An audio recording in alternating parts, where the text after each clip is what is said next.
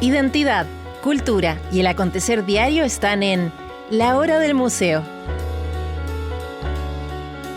Desde ahora, les invitamos a un encuentro cotidiano con nuestra historia. Aquí comienza La Hora del Museo, un programa del Museo Histórico Nacional y Radio USACH 94.5.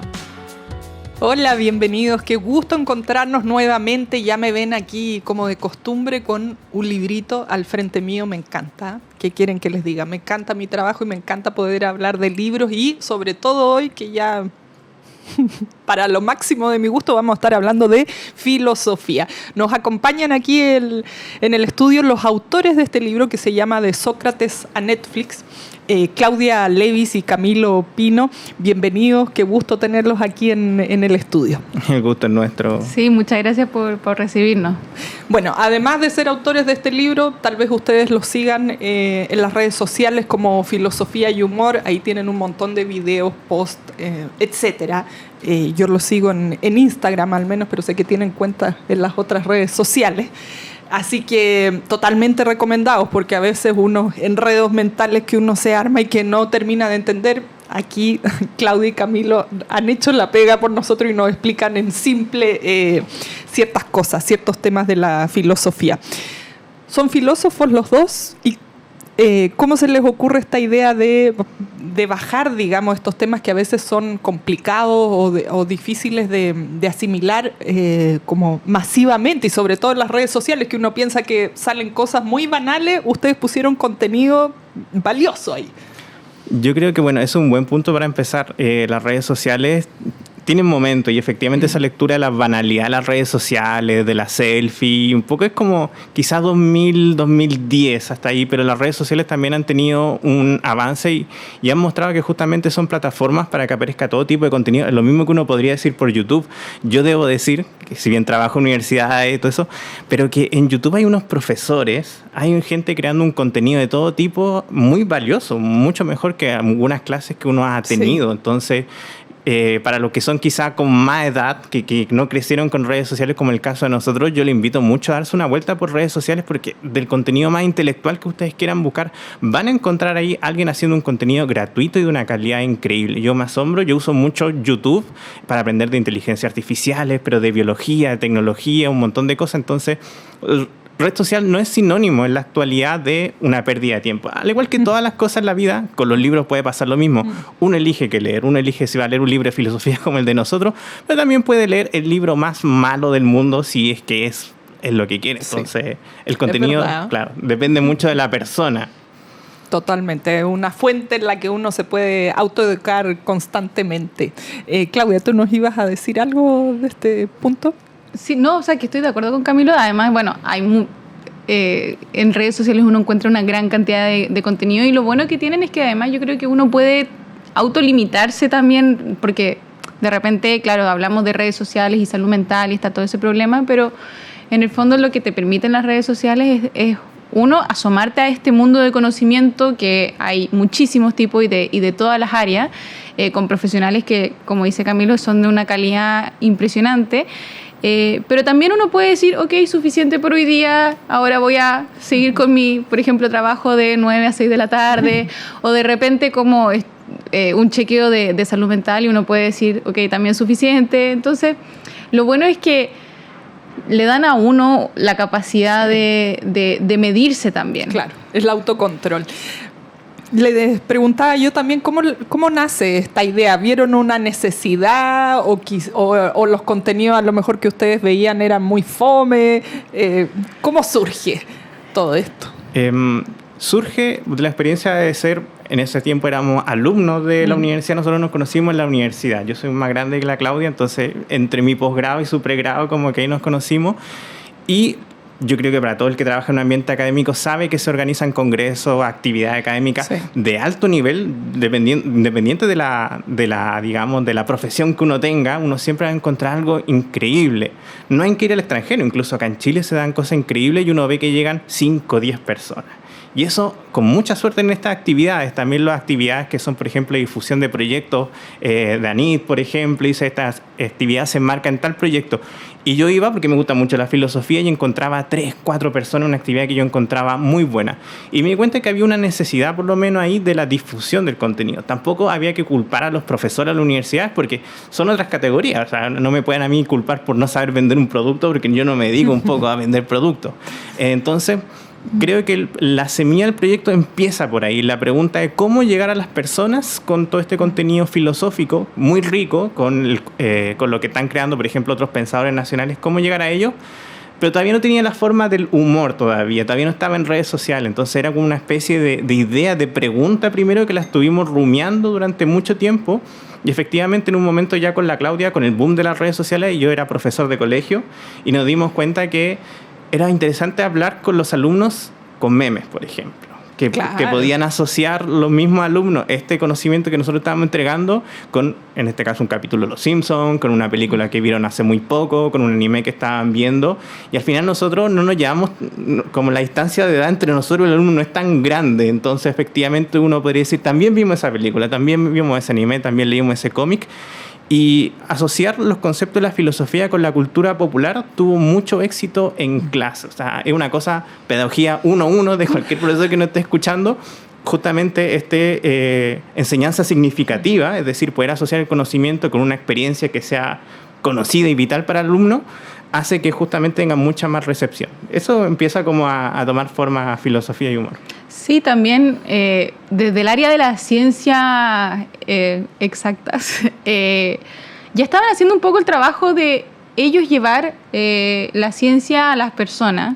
Y uno podría decir quizás, o sea, con mucho objetivamente, quizás combatir a la pseudociencia, otorgar conocimientos también valiosos a personas que de repente no van a estudiar astronomía, pero sí de repente pueden tener ciertos conocimientos. O sea, cuando uno le lleva el conocimiento a las personas, alguien que se dedica a un call center, por ejemplo, que tiene que estar llamando todo el día y que no puede, no sé, dedicar un tiempo valioso a estudiar o qué sé yo, sí va a poder aprender de astronomía o un área completamente diferente a la que se dedica en su día a día.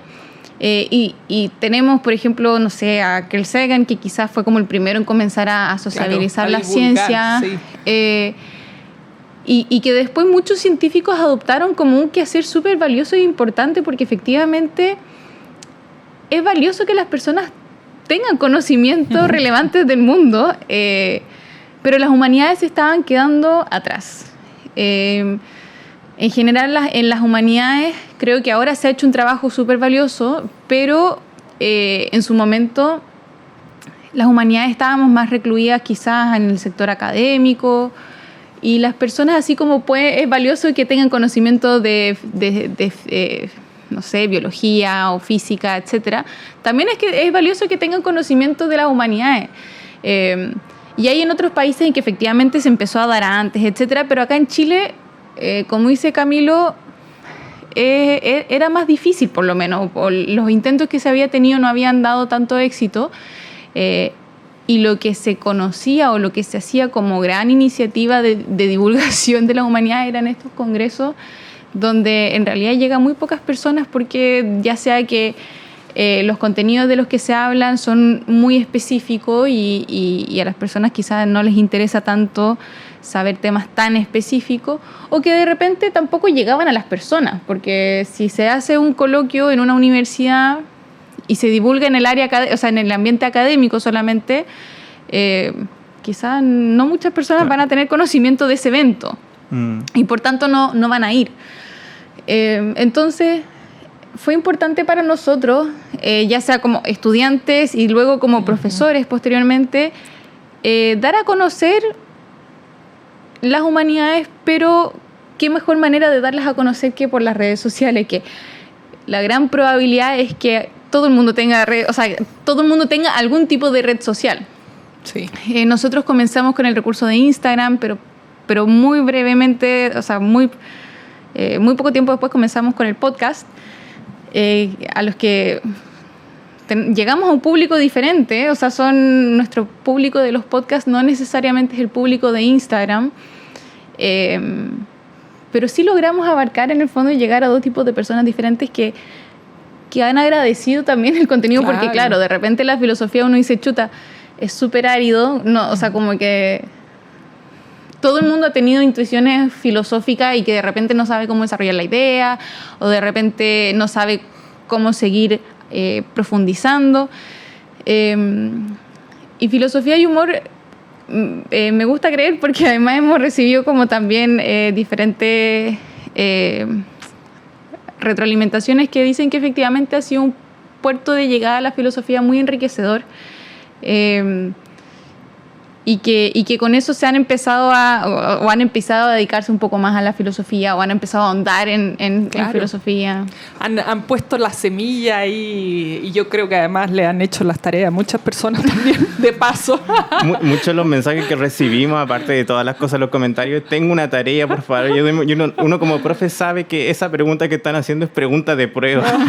Bueno, ahí lo ayudan también. Entonces, un abanico de asistencia intelectual que están haciendo. Los invito a que hagamos una pausa para seguir conversando de filosofía propiamente tal. Ya nos compartían cómo surgió este proyecto que, bueno, hoy ve frutos además en un libro, ¿no? Aquí a lo físico, ya no en lo digital. Ya volvemos.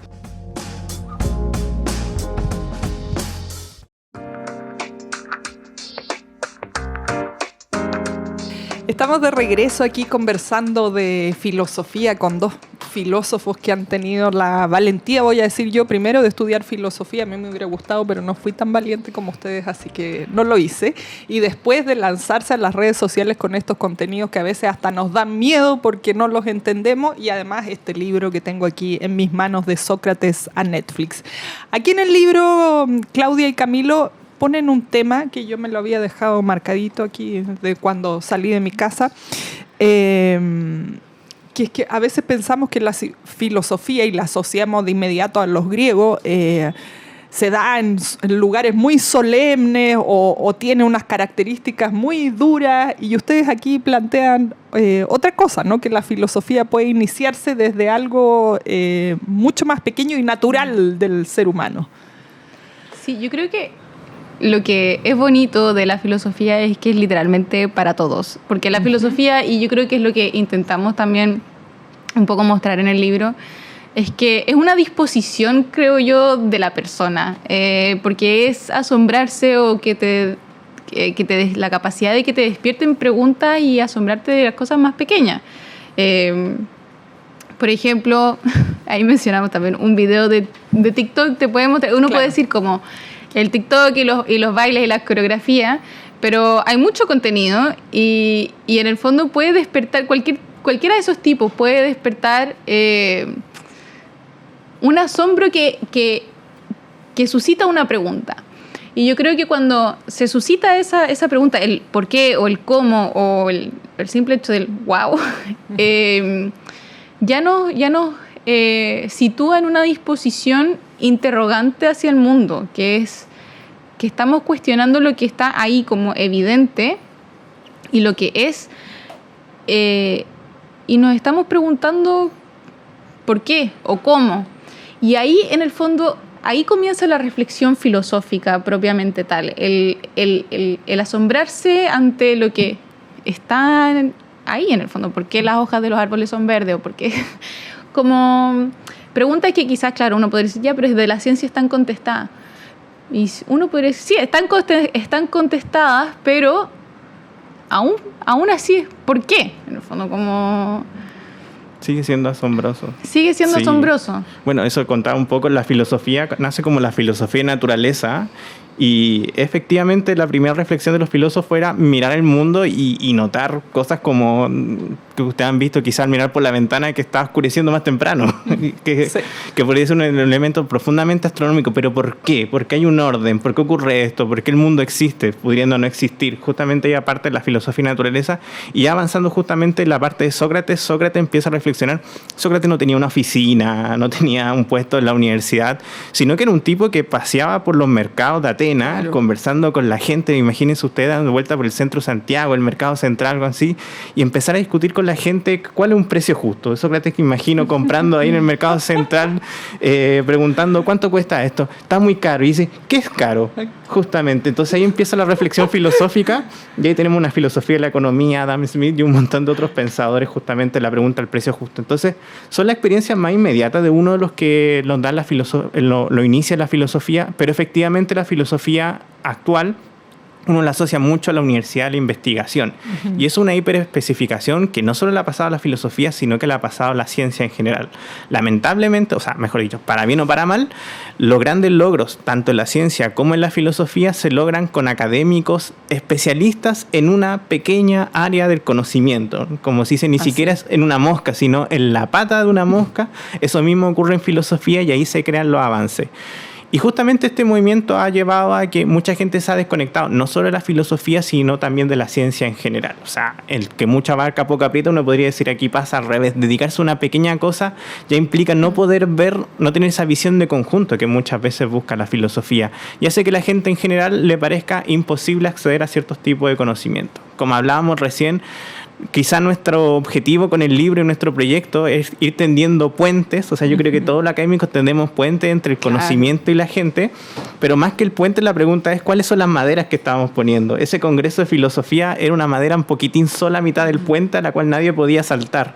Nosotros intentamos poner la primera, la segunda maderita para que después la gente dé el salto quizá a otro libro, otras actividades. Claro, y está muy bien en el fondo que existan, porque claro, como dice Camilo, para bien o para mal, están hiper especializados y o sea, a mi juicio está muy bien, pero eso deja de lado, o sea, a un público que también tiene derecho a la posibilidad de la filosofía o a la posibilidad del conocimiento, porque efectivamente quizás hay personas que no les interesa saber de filosofía y está bien, pero de repente también hay muchas personas que por su día a día no le dedican tiempo y de repente en Instagram, no sé, el algoritmo les sugiere una publicación de filosofía y humor y la encuentran divertida y dicen, no, qué loco, y empiezan a leer como los otros posts y efectivamente se dan cuenta de que la filosofía o, no sé, la biología, da lo mismo en el fondo con todo esto de la sociabilización de los conocimientos.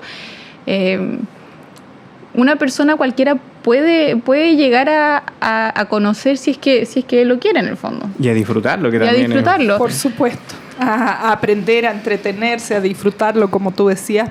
Bueno, quiero ir aquí un poco haciendo el símil, o no sé, pero para el común de los mortales que no se dedican al mundo de la academia o a la filosofía, hay un libro básico que es El mundo de Sofía, y ahí nos explica también en simple un poco los pensamientos de cada época, y creo que hasta ahí llegamos. De ahí seguimos con la vida y con las profesiones o con los oficios que cada uno escoja. Aquí ustedes hacen de manera mucho más entretenida que ese libro también explicarnos conceptos muy tal vez comentados pero que no hemos terminado de entender de la filosofía. Entonces, ¿cómo escogieron los temas? ¿Hicieron una línea cronológica? ¿Escogieron los autores más importantes, los que a ustedes les parecía mejor? ¿O revisaron todas estas preguntas que les hacen? ¿Cómo escogieron esta línea editorial para armar el libro? Yo creo que el criterio es profundamente pedagógico. O sea, perdón los filósofos duros que nos están escuchando, pero ahí nosotros nos sale la beta un poco más de profesor. Y educar es siempre seleccionar, yo diría. Y eso hacemos nosotros en nuestras clases. Tenemos en promedio al semestre 16, 18 clases. Y claro, incluso con esa cantidad de clases se nos quedan cortas respecto, por ejemplo, los ramos que hacemos como ética. Entonces, educar es de un cierto modo seleccionar qué conocimientos son abarcables por un alumno y que en una segunda navegación, usando este ejemplo de Platón, ellos podrían ya con esta herramienta profundizar en otra investigación. Entonces nosotros tampoco quisimos hacer una historia cronológica, como tú comentabas, el mundo de Sofía de manera narrativa un poco tiene eso, pero también nosotros creemos que eso de repente me pasa como profesor, de repente un alumno dice, no sé, Descartes dice, pienso, luego existo. Ya, pero es un poco más como histórico, así como decir, Arturo Prat dijo tal cosa, claro. Pero no se está filosofando. Nosotros lo que queríamos hacer con el libro era más que nada poner problemas, y nosotros comentábamos, la idea de esto es un diálogo, la idea es que ustedes puedan también detenerse al final de un párrafo y pensar, Porque si no están pensando, no están filosofando. Eso puede ser literatura, eso puede ser historia, que también está muy bien. Pero el desafío que queríamos poner nosotros era buscar una cierta cantidad de problemas, personajes, que llevaran a la gente a reflexionar con nosotros a medida que trabajamos con el libro. René Descartes, nosotros no somos René Descartes en ningún sentido, pero hace las meditaciones metafísicas justamente llevando a las personas para que vayan leyendo con él y meditando como en un proceso acompañado. Nosotros un poco íbamos por esa línea de decir cómo alguien va leyendo y también pensando. No que esto sea un texto histórico, porque para eso se meten a Wikipedia, para eso estaba el colegio en que uno se aprendía de memoria lo que dijo tal autor, respondía a la prueba y tenía un 7, pero no había un ejercicio intelectual de pensar. Entonces nosotros la selección primera es justamente cuáles son los temas que uno puede cosechar más reflexiones independiente del libro. Los temas que han gatillado distintas discusiones filosóficas a lo largo de la historia que no están resueltas, muchas de ellas que nosotros no vamos a resolver, y ojalá que la gente que nos lea tampoco pueda resolverlas, pero que sí se meta justamente a este diálogo, porque la filosofía es justamente un diálogo en que estamos todos conversando. Y eso es hermoso porque uno dialoga con Platón, dialoga con Aristóteles, con Kant, con Heidegger, gente que murió, que dejó sus ideas ahí, y uno puede salir un poco a discutirle, a estar de acuerdo o a no estar de acuerdo con ella, y eso es un poco lo que podría ser la filosofía. Y así vamos avanzando en nuestro pensamiento, y bueno, es tan importante aprender a pensar, cosa que yo voy a hablar por mí, nunca me enseñaron, ni en mi casa ni en el colegio lo he aprendido, ni tampoco en la universidad. Lo he ido aprendiendo a medida que lo he ido sintiendo necesario. Los invito a que hagamos una pausa para seguir conversando de los contenidos que trae este libro de Sócrates a Netflix.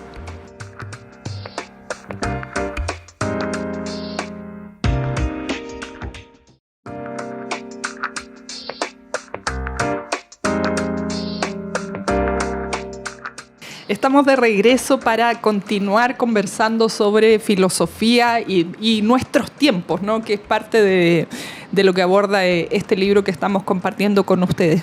Yo les decía cuál había sido las decisiones, los criterios que habían tomado para los contenidos del libro. Como desde su título, de Sócrates a Netflix, hay mucho información que nos une con la actualidad. Conversábamos ahora en la pausa justamente aquí con Camilo esto de tender puentes y de unir más que hablar de lo que uno es experto. Y aquí hay superhéroes como Batman, como el Hombre Araña. ¿Cómo puede servirnos hoy día Batman, como se plantea aquí? ¿Por qué la policía persigue a Batman? Es una pregunta totalmente válida y filosófica, porque ustedes la han incluido aquí. Cuéntenos un poco de estas situaciones del cine, por ejemplo, de estos personajes de fantasía que ustedes han utilizado para responder ciertas preguntas básicas que todos nos hacemos en alguna etapa de la vida. En la universidad mi profesor de lógica dijo como no se debería enseñar ética porque ya está todo dicho con el cine. Y claro, probablemente él no se refería necesariamente a Batman, pero efectivamente uno puede encontrar muchas situaciones con las que uno se puede relacionar en películas o en la cultura popular. En este caso nosotros elegimos a Batman, pero es interesante que efectivamente nosotros comenzamos, o una de las primeras secciones que tuvo el podcast fue con nuestro análisis filosófico de películas, porque efectivamente las películas nos ponen en situaciones que de repente uno dice, chuta, ¿qué habría hecho yo acá? O en el caso de Batman, que Batman no es el típico héroe o superhéroe, mejor dicho, de las películas, porque parece que efectivamente hay mucho conflicto con lo que él hace, porque claro, quizás sus intenciones son nobles, pero los medios por los que actúa, o con los que actúa, mejor dicho, parece que efectivamente no son lo que uno podría decir buenos. Uh-huh. Entonces, lo que también desde esta quehacer pedagógico, nosotros nos dimos cuenta que aterrizando conceptos o problemas con nuestros estudiantes nos dimos cuenta que efectivamente, bueno, de partida casi todos han visto Batman. Claro. Y que también ellos logran comprender las ideas porque efectivamente son situaciones casi reales. En el fondo, cuando uno las ve en el cine, uno no puede decir, mira, a mí me podría pasar esto, no exactamente igual, pero efectivamente se logra aterrizar conceptos, ideas y problemas en situaciones con las que los estudiantes o con las que las personas pueden aterrizar las ideas y lograr comprenderlas y como sintetizarlas en sí mismos. A mí me acordé mucho que uno de los libros más interesantes de la introducción a la ética comienza justamente con una reflexión de Platón, donde narra la historia de Giges, que es un pastor que encuentra un anillo, cuento corto, se hace invisible y se convierte en el rey de su ciudad. Yo dije cuando lo leí, pero esto es fácilmente Spider-Man. Un tipo va, lo pica una araña, tiene un superpoder y primero usa sus poderes para, si uno se acuerda de la película clásica más o menos, para ganarle en peleas con apuestas y conseguir dinero. Y en el fondo nosotros intentamos agarrar los problemas que son clásicos y yo estoy seguro que muy poca gente ha leído El Anillo de Giges, por lo menos ese segmento en Platón, pero probablemente todos han visto Spider-Man. Entonces yo creo que no traicionamos la filosofía al hacer justamente esos cambios. Me gustaría creer que si Platón estuviera aquí con nosotros, que podría ser la idea de un próximo libro, así como traer a Platón o Aristóteles presente a ver esto, no se sentiría traicionado cuando escuchara la historia de Spider-Man y decir, esto es un poco lo que estaba pensando yo. Y me recuerdo también una clase también de ética y uno empieza con ese típico problema de ética, que el tranvía, atropellar a 1 o 5 personas, etc. Y un alumno una vez me dijo, profesor, eso no vale la pena pensarlo porque nunca en mi vida voy a tener que conducir un tranvía. Y le dije, pero es el mismo problema que en estos momentos un auto Tesla pasa por la calle y el algoritmo tiene que elegir entre pasarle por encima a una señora o a un bebé. Entonces, efectivamente a ella le cayó claro, el tranvía es muy poco probable que tenga experiencia el tranvía, pero sí efectivamente el problema de que tengamos que elegir si el algoritmo prioriza una vida por sobre otra es una cosa que es inminente, va a pasar, está pasando en las calles. O sea, acá no se ven tantos Tesla, pero yo creo que en unos 10 años o más o menos probablemente veamos autos que tienen que conducirse solos y uno diría, eso está resuelto, es un problema informático, un problema algorítmico. No, hay un problema filosófico que una persona, un filósofo, ojalá, tiene que decirle al algoritmo qué vida se prioriza por sobre otra, cuándo un auto tiene que adelantar y tener que pasar encima de tal o cual persona respecto de otra o en qué circunstancias. Eso no lo resuelve las matemáticas, eso no lo va a resolver el auto en sí mismo, sino que lo resuelve una información filosófica. Lo terrible, que no es tan terrible, pero sí es terrible, es que esa decisión ya está tomada y la tomó, digamos, en este caso, un ingeniero en software que probablemente nunca tuvo la oportunidad de reflexionar filosóficamente respecto de la situación. Entonces, yo creo que si bien los ejemplos que vamos usando de los héroes o del anime o de casos contemporáneos, en el fondo son los ejemplos clásicos. Nosotros nos dimos un poco el trabajo de encontrar cómo resuena esto más con los jóvenes en especial del mundo contemporáneo. Pero antes de Netflix, con el caso del libro, estaban los dioses y los filósofos se preguntaban de los dioses, ¿por qué Afrodita, siendo un dios perfecto, engaña a este con este otro? Así, bueno, eso es Pasión de Gavilanes, uno podría decir. Que hay algo ahí de... Son estas grandes situaciones que vivimos en la humanidad siempre, ¿no? Yo creo, por ejemplo, todos tenemos momentos de alegría, todos hemos pasado dolores o vamos a pasar grandes dolores. Entonces son ciertas cosas que a pesar de que nos separen miles de años, vamos a experimentar por el solo hecho de estar aquí. Y el cine se nutre un poco de eso. O sea, claro, el cine al final nos da experiencias que son universales, aprovechando más o menos... La experiencia humana. Claro, que hace poco fueron los Oscar. Una parte importante del cine es poder conectarnos y probablemente en el futuro y en el pasado nos vamos a conectar con esas películas porque ahí el cineasta y el filósofo también en este caso dieron con un punto medular de la experiencia humana. O sea, ese Shakespeare que tiene ese Romeo y Julieta... va a renacer en una película quizá de Disney o Marvel eventualmente. Claro, totalmente. Bueno, y muchas de las que aquí plantean, ¿no? Yo les decía, el Capitán América no me puede parecer más filosófico, creo yo, que plantea ahí bastantes cosas. ¿Qué les han dicho sus alumnos? Bueno, nos decías un poco en el público, les mandaba ciertas preguntas que eran fijo, cosas de tarea, pero ¿cómo ha sido este feedback que han tenido de sus diferentes audiencias? Yo creo que en primera instancia una cosa, lo vamos a sincerar aprovechando que estamos acá. Filosofía y humor se llama así porque uno se ríe mucho en clase. Nosotros con los alumnos nos reímos mucho en clase y creo que lo más difícil, lo más fácil de plasmar en un libro y en el podcast es la filosofía. Requiere un guión y en ciertas ideas que ya están relativamente condensadas, pero yo creo que el humor es lo más difícil, llevarlo a las redes sociales, que nosotros lo hacemos generalmente en memes. Acá intentamos hacerlo con un lenguaje entretenido. Pero yo creo que la gran deuda que siempre tenemos es recrearlo de la clase, que es imposible de hacer. O sea, hay una cosa que ojalá un día los que estén escuchando entren a una sala de clase con nosotros, pero nosotros nos reímos mucho. Nos toca ética generalmente, entonces ética o es trágico o es una comedia, es un drama. Porque uno siempre pone ejemplo en que alguien se come a alguien, en que alguien tiene que matar a alguien. Ejemplo extremo. Yo siempre, mis alumnos también dicen eso. ¿Podemos hacer una clase en que no muera alguien? Y dicen, está difícil porque son los mejores ejemplos.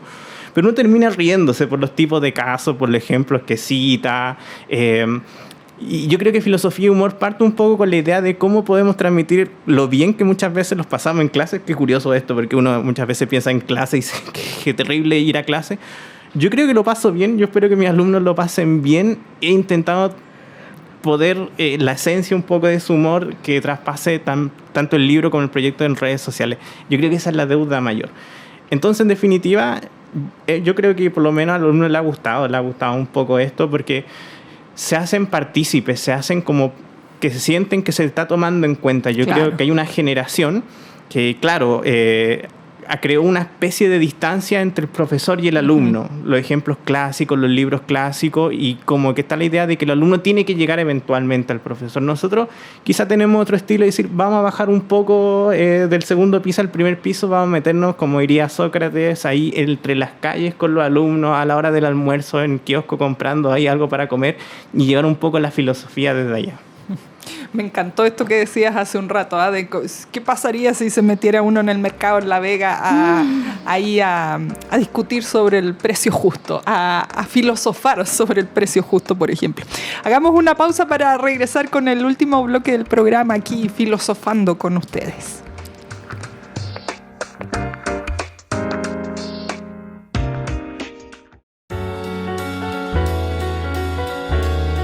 Seguimos conversando de Sócrates a Netflix. Yo creo que está cumplido el objetivo de filosofía y humor, porque yo me he entretenido y me he reído bastante en este programa. Así como hemos ido pasando los diferentes contenidos y nos han compartido su experiencia, además con esta iniciativa Filosofía y Humor, que les digo de nuevo, si los pueden encontrar en las redes sociales. Quería que vamos llegando también al fin de los temas. Bueno, los hemos pasado muy así someramente, porque obviamente la idea es que ustedes, si están interesados, vayan y vean el libro, ¿no? Pero es a la filosofía de hoy y la filosofía del mañana, donde ponen varios autores que a lo mejor no son tan conocidos, son más de nicho. Yo aquí conozco a Chomsky y a la Judith Butler, y los demás no los había escuchado nunca. No sé si a lo mejor estoy muy ignorante en este tema, pero ¿por qué incluir también lo de hoy, así comparado como partían con Sócrates? ¿Para dónde va esta última partecita del libro? Bueno, un poco para no recapitular, pero sí mencionar un poco el estado del arte de la filosofía, porque si bien es cierto que en general en la filosofía se tocan problemas de la experiencia humana, como estábamos comentando, y que las preguntas muchas veces se repiten a lo largo de la historia. La pregunta que se hacía Platón probablemente se las hizo, se la hicieron los grandes filósofos y también nosotros, con el antecedente de que tenemos la ayuda en el fondo de Platón y los filósofos que le siguieron. Pero sí es importante, o sí fue importante para nosotros un poco también comentar someramente también en qué está la filosofía hoy en día. Porque efectivamente se ha especializado un poco más, pero también surgen temas muy interesantes como el de teoría de género de Judith Butler, que no se había tocado porque no había sido un tema en el fondo hasta el siglo XX probablemente, por lo menos desde la filosofía, porque en la literatura efectivamente sí fue un tema. Pero sí es importante también porque es importante para nosotros que se lea un poco a las personas que están vivas también. En el fondo así leer obviamente a Platón, etcétera, pero sí mencionar que la filosofía ha tenido avances en el último siglo que son valiosos también y que son importantes. Y por supuesto los autores que nosotros mencionamos también han sido más pop en el sentido en que son académicos, por supuesto, pero que en el fondo han logrado sociabilizar sus propuestas filosóficas y han tomado relevancia no solamente en el mundo académico, sino también en la sociedad. Y por eso, nosotros como que los comentamos y los repasamos un poco, pero sí es para poder guiar al lector, como si te interesan estos temas, quizás puedas remitirte a tal persona o comentar un poco en qué están estos temas hoy en día. Claro, está Sandel, por ejemplo, Zizek, que en cualquier librería van a encontrar varios libros de ellos. Entonces, una vez que compren nuestro libro, lo lean, puedan volver a esa misma librería y buscar un libro de estos personajes, porque ahí nosotros ponemos como unos pocos rockstar de la filosofía actual, por ejemplo. Y yo creo que eso también es valioso para, como hablábamos esto de tender como maderas en el puente, esa ya sería una segunda, una tercera madera después de nuestro proyecto. Nosotros no podemos hacer un trabajo tan impecable como el de estos autores, pero efectivamente quizá para el que está iniciándose, puede iniciarse con nosotros y ya saltar justamente estos autores que todavía siguen siendo muy leíbles por el público en general. También ellos están en el mismo proyecto de decir, vamos a hacer una filosofía mucho más cercana. Estoy pensando específicamente en Michael Sandel, que es un rockstar, que ha sido invitado al Congreso de acá, Congreso del Futuro en Chile hace un par de años atrás, y eso es increíble que lo haga un intelectual. Entonces, claro, eso fue un poco la pega en ese último capítulo del libro, dejar como una carrera esta de postas, dejar la posta quizá a otras lecturas después de este libro. A propósito, después de este libro, y porque ya nos va quedando poco tiempo el programa de hoy, después de esta experiencia, ya el libro se acaba de lanzar, pero yo me lanzo al futuro. ¿Les gustaría hacer otro libro? ¿Qué están soñando para los próximos meses, los próximos años? A lo mejor no solo libros, sino también en las redes sociales, ir creciendo de alguna otra manera. A mí personalmente me gustaría justamente este segundo puente. Nosotros hemos estado preparando un poco de material. Todo esto, como ustedes saben, no sale ni mañana ni pasado, probablemente salga en un mes más, pero por ejemplo ir leyendo papers académicos bastante buenos y empezar a resumirlos y explicarlos en 3 minutos, que un poco la pega que muchas veces les piden académicos. ¡Qué desafío! Claro, y hacer estos videitos que, como ustedes sabrán, que es lo que está en TikTok, que está en redes sociales, y justamente ir explicando por qué este paper sería interesante. Ya tengo como una selección, hemos estado leyendo ahí y más o menos haciendo unos resúmenes, que es harta pega, porque claro, explicar, pienso los éxitos de Descartes, no se demora tanto como explicar el último paper en tal disciplina, cosas así. Aparte que hay muchos. Claro, entonces ya zanjado, que no está zanjado obviamente, pero ya más o menos acomodando en este primer escalón, ahora quizás justamente ayudar a intelectuales, ojalá nacionales también, que sería súper ideal para nosotros, a hacer mucho más accesible ese pensamiento, el pensamiento de los grandes filósofos nacionales. Creo que lo tenemos hace mucho tiempo ahí en carpeta, pero revivir justamente filósofos chilenos, pensamiento chileno e investigación chilena, y ojalá empezar a servir de plataforma, quizá no en este proyecto, quizá en un proyecto como análogo, pero justamente ver estas herramientas que hemos aprendido y poder acercar a otros académicos con sus propios trabajos, con su propia labor, y justamente nosotros ir creando otro canal entre la sociedad y ellos, quizá, como les dije, con ese video cortito, con ese resumen entretenido, con una diapositiva así simpática. Yo creo que eso es el 2024 de nuestro proyecto. No sé. 2024 ya está pasando. Sí, o sea, a mí me encanta la sociabilización de los contenidos. Por su parte, en el fondo, espero poder seguir haciéndolo. Como comentábamos también en el intertanto.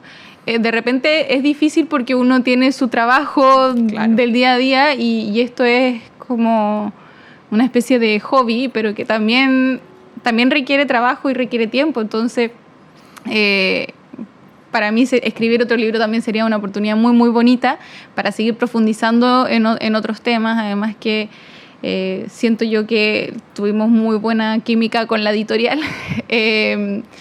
Y que nos ha ayudado mucho también como para poder aterrizar y crear o poner nuestra cosecha en este proyecto de sociabilización de la filosofía. el recibimiento del libro también nos ayudará más o menos a discernir, porque si a la gente le gusta, la gente lo pide y quiere algo, quizá nos atrevamos y nos atrevamos con algo, como se dice, un poco más atrevido, porque este libro dentro de todo, justamente como comentábamos, es para acercar a la gente, para llegar, es un proyecto que tiene un objetivo específico, que es la difusión, pero quizá como comentábamos recién, quizá explorar cómo sería la vida de un Sócrates moderno, de un Platón o Aristóteles moderno, que tiene redes sociales, que tiene otros desafíos, ver cómo podría ser. Yo estoy tirando ideas en este momento, pero quizá eso... Estamos recién pensando. Claro, podría ser por ahí. Bueno, después del tremendo trabajo que es hacer un libro, que toma bastante tiempo y me imagino después correcciones, ediciones, ponerse de acuerdo entre los dos, y ya de a uno es difícil escribir un libro, de a dos me imagino que probablemente bastante más, porque hay que buscar los puntos de acuerdo ahí. Yo decía filosofía y humor, que yo lo sigo en Instagram, pero ¿cuáles son todas las plataformas donde los pueden encontrar? Y más o menos así, ya nos han contado un montón, pero muy resumidamente el contenido, no sé si difiere de cada red social o el contenido que pueden encontrar. El contenido que más difiere en realidad es el podcast con las otras redes sociales, porque claro, nosotros estamos en Instagram, en YouTube, en TikTok, y en Facebook. Todo como filosofía y humor. Todo como filosofía y humor. Yeah. Y efectivamente el contenido de Instagram, que es el más disciplinado, lo replicamos en TikTok y en Facebook. En YouTube somos más... Ahí estamos en YouTube. Claro, subimos también de los Reels que están en Instagram, pero en general ahí difiere un poco más. Y luego están los podcasts, que ahora estamos haciendo video podcast también, y que eso se puede encontrar en Spotify, en Apple Podcast y también en YouTube. Claro, ahí en el podcast lo que quieran, 1 hora, claro. Tenemos diálogos de 1 hora sobre un tema, nos reímos. Ahí justo cuando comentábamos un rato sobre los temas, la crítica filosófica, por ejemplo, Jurassic Park. Nosotros hablábamos de Jurassic Park y una película que para nosotros nos parece profundamente filosófica. Que digan lo que digan, es profundamente filosófica porque muestra cómo la naturaleza se abre paso, y cómo esos tópicos que son la clonación humana, el posthumanismo, el transhumanismo, que son cosas que ya están resonando en la academia y que están tratando. Y eso es Jurassic Park. Eso es unos científicos agarrando genes, modificando y trayendo a la vida a un ser que había desaparecido. Entonces, tremenda ética ahí que, claro, y que poner a andar. Y todos vimos Jurassic Park probablemente. Claro. Entonces nosotros hacemos un poco eso de detenernos en esos productos culturales pop y dar ese giro para decir, ojo, aquí que está el tema. Eso más o menos el podcast. Y en redes sociales nosotros, claro, salimos a la competencia de los 3 minutos, del minutito, de el viaje al trabajo o incluso la ida al baño, un contenido que está trabajado para ese timing. Y bueno, YouTube Totalmente. También este año le vamos a poner harto esfuerzo para que llegamos a esta meta, y YouTube también, son otras mecánicas. Claro. Nos sirve la hora, no. Pero también el video de 1 minuto, 2 minutos queda corto. Bueno, y además que va justo a resolver ciertas dudas, porque uno pone... Yo coincidía con alguien que escuché por ahí que decía que YouTube es como un Google también. Sí. Uno ya va directo a YouTube a buscar algo y no lo hace ya. ¿Cómo arreglar mi refrigerador? Claro. Ya lo busca directamente ahí. Les quiero agradecer, Claudia, Camilo, por esta conversación de hoy. He aprendido bastante, me he divertido, así que filosofía y humor totalmente cumplido aquí en esta conversación que hemos tenido hoy en el programa. Muchas gracias por recibirnos. Sí. Bueno, y éxito con el libro de Sócrates a Netflix. Nos despedimos por hoy, nos encontramos en la siguiente emisión de La Hora del Museo.